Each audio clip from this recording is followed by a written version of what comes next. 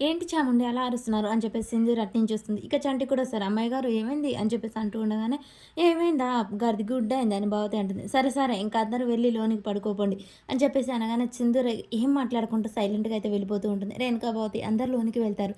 చంటి, సింధూర్ అక్కడ నిలబడి కాసేపు చూసి చెంచలమ్మ వైపు ఇక చంటి వెళ్ళిపోతాడు. సింధూర కూడా వాళ్ళ అత్తమ్మ మాట్లాడుతదేమో అని చెప్పేసి ప్రేమగా వాళ్ళ అత్తమ్మ వైపు చూస్తూ ఉంటుంది. కానీ చెంచలమ్మ ఏం మాట్లాడకుండా అలా మౌనంగా నిలబడుతుంది. సింధూర కూడా లోనికి వెళ్ళిపోతుంది. ఇక ఒక పక్క అంబాజీ అయితే ఈరోజు ఎలాగైనా సరే అమ్మ సత్యవక్క గురించి ఆ బాబు గారికి చెప్పాల్సిందే అని చెప్పేసి ఫోన్ చేస్తూ ఉంటుంది. ఈలోపు కేశవ కిందికి వస్తుండగానే తన ఫోన్ రింగ్ అవుతూ ఉంటుంది. ఫోన్ తీసి హలో ఎవరమ్మా అని చెప్పేసి అనగానే బాబు గారు నేను అంబాజీని అని చెప్పేసి అంబాజీ మాట్లాడుతూ ఉంటుంది. మీరా నేనంటే ఎవరు నాకు గుర్తుపట్టలేదమ్మా అంబాజీనా అంబాజీ అంటే ఎవరు నాకు గుర్తు రావట్లేదమ్మా అని చెప్పేసి అనగానే అదే బాబు మీరు ఆ రోజు మంత్రస్థాని సత్యవతి అక్క కోసం వచ్చారు కదా అలా మీ బిడ్డ గురించి తెలుసుకోవాలన్నారు కదా అవునమ్మా గుర్తొచ్చింది వాళ్ళ గురించి తెలిసిందా తెలవటమే కాదు బాబు వాళ్ళు నా దగ్గరే ఉన్నారు అది చెప్దామా అని నేను నిన్నటి సంది ఫోన్ చేస్తుంటే మీరు ఫోన్ అస్సలు ఎత్తట్లేదు ఒకసారి కలిసింది మళ్ళీ ఎమ్మటే కట్ అయింది బాబు అనగానే అవునా తను ఇప్పుడు నీ దగ్గరే ఉందా అని చెప్పేసాను ఉంది బాబు అని అంబాజీ అంటూ ఉంటుంది. ఆ విషయం తెలుసుకున్న కేశవ ఒక్కసారిగా షాక్ అయి నిలబడుతూ ఉంటాడు.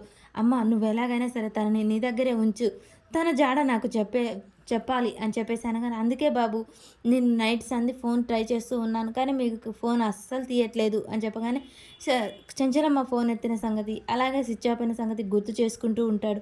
అయ్యో ఎంత నైటే ఫోన్ ఎత్తి ఇప్పటికల్లా తన ఆచూకీ తెలిసేదే అని చెప్పేసి కేశవ మౌనంగా ఉంటారు. బాబుగారు మౌనంగా ఉన్నారని మాట్లాడలేను బాబు గుర్తొచ్చిందా ఇప్పటికైనా నేను ఎవరో అని చెప్పగానే గుర్తొచ్చిందమ్మా తనని ఎలాగైనా ఆపు నేను ఇప్పుడే వస్తున్నాను అని చెప్పేసి అనగానే ఆ రోజు బాబుగారు ఫోటో అమ్మగా సత్యవక్క ఫోటో ఇచ్చినందుకే 1000 రూపాయలు ఇచ్చారు ఇవాళ 1,00,000 రూపాయలైనా అడగాల్సిందే అని చెప్పేసి అంబాజీ సంతోషపడుతూ ఉంటుంది. కేశవ అయితే చాలా అంటే చాలా సంతోషపడుతూ తొందరగా బయటికి వెళ్ళి నా కొడుకు గురించి ఎలాగైనా సరే ఈరోజు తెలుసుకోవాల్సిందే అని చెప్పేసి సంతోషంగా బండి తీస్తూ ఉంటాడు. ఈలోపే చంటి వచ్చి బాబుగారు ఎక్కడికి వెళ్తున్నారు అదేరా నేను వెతుకుతున్న మనిషి ఆచూకీ తెలిసింది తన కోసమే నేను ఇప్పుడు వెళ్తున్నాను అవునా బాబుగారు నేను కూడా వస్తా పదండి వద్దులేరా ఎలాగో ఇంటికే తీసుకొస్తాను కదా అప్పుడు చూద్దులే అప్పుడు వచ్చాక అన్ని వివరాలు చెప్తాను అనగానే సరే బాబు మీరు జాగ్రత్తగా వెళ్ళి సంతోషంగా రండి అని చెప్పగానే సరే కేశవ్ అయితే పట్టలేని ఆనందంతో తన కొడుకు దొరికాడనే సంతోషంలోనే బయటికి వెళ్ళిపోతాడు.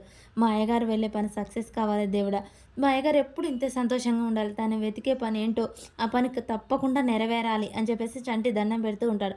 ఇక అంబాజీ అయితే సత్యవతిని మాటల్లో పెట్టి అక్క భోజనం చెయ్యి అదేంటి సత్యవతి నువ్వు కూడా పెట్టుకో అనగానే పర్వాలేదక్క నువ్వు పెట్టుకో నేను తర్వాత తింటాలి ఇన్నేళ్ల తర్వాత నీకు వడ్డించే భాగ్యం నాకు కలిగింది అలాంటిది నేను ఎలా తింటానక్క నువ్వు కడుపు నిండా తృప్తిగా తిను తర్వాత నేను తింటాను కదా అనగానే సరేలే అంబాజీ అని చెప్పేసి అనగానే సత్యవతికి అలా భోజనం పెడుతూ ఉంటుంది. అంబాజీ బయటికి చూస్తూ ఉంటుంది. ఈలోపే ఇంకా కేశవ అయితే చాలా పట్టరాని సంతోషంతో వస్తుంటాడు. సత్యవతి భోజనం చేస్తూ ఉంటుంది. అంబాజీ మాటికి బయటికే చూస్తూ ఉంటుంది. కేశవ వస్తున్నాడా రాట్లేడా అని చెప్పేసి చూస్తూ ఉంటుంది.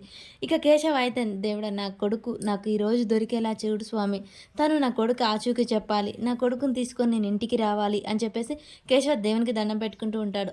సత్యవతి అక్క నువ్వు అన్నం తింటూ నేను ఇప్పుడే బయటికి వెళ్ళి వస్తాను తింటూ ఉండక్క నువ్వు తృప్తిగా తిను అని చెప్పేసి అయితే అంబాజీ బయటికి వెళ్తుంది. మరి కేశవ వచ్చేదాకా సత్యవతిని ఇంట్లో తోలి తలపెడుతుందా లేకపోతే మాటల్లో పెడుతుందా ఇక మరి కేశవ సత్యవతి గురించి తెలుసుకొని చంటే తన కొడుకు అనే నిజం ఈరోజు బయటపడిపోతుందా అసలు ఏం జరుగుతుంది అనేది మనకు నెక్స్ట్ వీడియోలో తెలుస్తుంది.